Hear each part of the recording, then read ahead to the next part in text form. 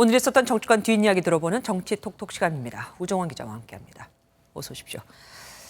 오늘 금요일이니까 여론조사 결과 나왔겠네요. 윤석열 대통령 지지율이 2달 만에 20%대를 드디어 벗어났다면서요. 네, 맞습니다. 한국갤럽이 한 여론조사를 이제 같이 보실 텐데요. 지난 13일부터 어제까지 조사한 결과입니다.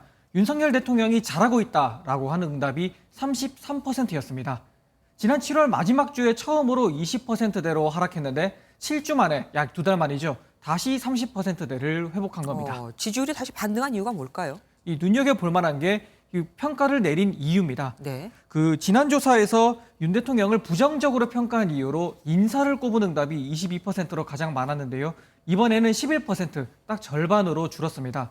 반면 긍정적으로 평가하는 이유로 지난번에 없었던 재난 대응을 잘했다라는 응답이 처음으로 유의미하게 나오기 시작했습니다. 최근 대통령실 인적 개편 그리고 태풍 흰남노 대응을 좋게 평가한 게 영향을 줬다는 분석이 나오고 있습니다. 네.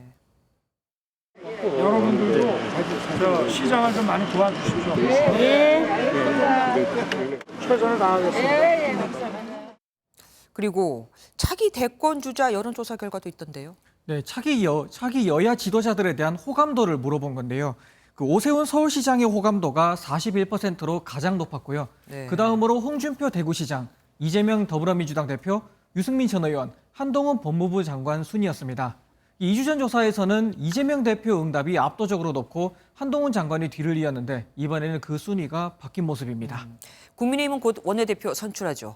권성동 현재 원내대표가 박수를 받았다고요? 네, 먼저 마지막 회의를 주재한 권성동 원내대표 모습 한번 같이 보시겠습니다. 어느 자리에 있든 윤석열 정부의 성공과 우리 당의 화합을 위해 혼신의 힘을 다하겠습니다. 우리 권성동 대표님께 우리 모두 박수 한번 좀 쳐드려주셨으면 좋겠습니다. 아이고, 박수 받고 아름답게 떠나는 것 같지만 사실 권성동 원내대표 굉장히 다사다난했습니다. 네, 맞습니다. 대선 승리 직후에 원내대표 경선에 나섰을 때만 해도 압도적 득표율로 당선이 되면서 그렇죠. 윤핵관 실세다라는 위용을 과시하는 모습이었는데요. 하지만 첫 과제로 맞닥뜨린 이 검수완박 전국에서 여당과 야당과 합의를 냈다가 다시 번복하면서 논란을 일으키기 시작했습니다. 그리고 이어진 권성동 원내대표 지인에 대한 사적 채용 논란. 네, 마지막으로 윤 대통령의 내부 총질 메시지가 유출되면서 이 당내 내용을 촉발할 원인을 제공했다라는 비판이 본격적으로 나오기 시작했습니다. 다만 주호영 비대위로 전환할 때만 해도 원내대표직은 그래도 유지하는가 그랬었죠. 싶었는데 최근 이준석 전 대표가 낸 가처분 소송에서 지고 다시 정진석 비대위로 넘어가는 과정에서 또 한 번 책임론이 불거지면서 결국 사의를 표하게 됐습니다. 이준석 전 대표와는 정말 악연이 질기고 질깁니다. 오늘도 설전을 주고받았던데요. 네, 권성동 원내대표 당은 열심히 해보려 했는데 이준석 전 대표가 방해를 하고 있다고 강조했습니다. 우리는 전직 당 대표가 대통령과 당을 위해 쉴 새 없이 돌팔매질을 하고 있습니다. 그러자 이 전 대표는 곧바로 SNS에 말은 바로 하자. 이준석이 시작한 게 아니라 이준석을 집단 린치하고 돌팔매질을 하려고 당신들이 기획한 거다라고 맞받아쳤습니다.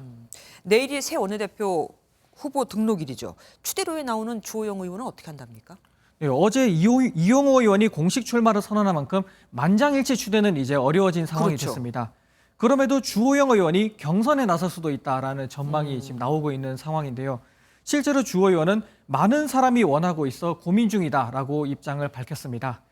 다른 후보들은 대부분 아직 등록 여부를 결정하지 못한 걸로 알려졌는데 이 경쟁력 있는 후보들이 등록을 하지 않는 식으로 주호영 의원을 간접 지원하면 이게 사실상 간접 추대 방식이 될 수 있다라는 전망도 조심스럽게 나오고 있습니다. 만약 이번에 원내대표를 하게 되면은 2번 하게 되는 거네요.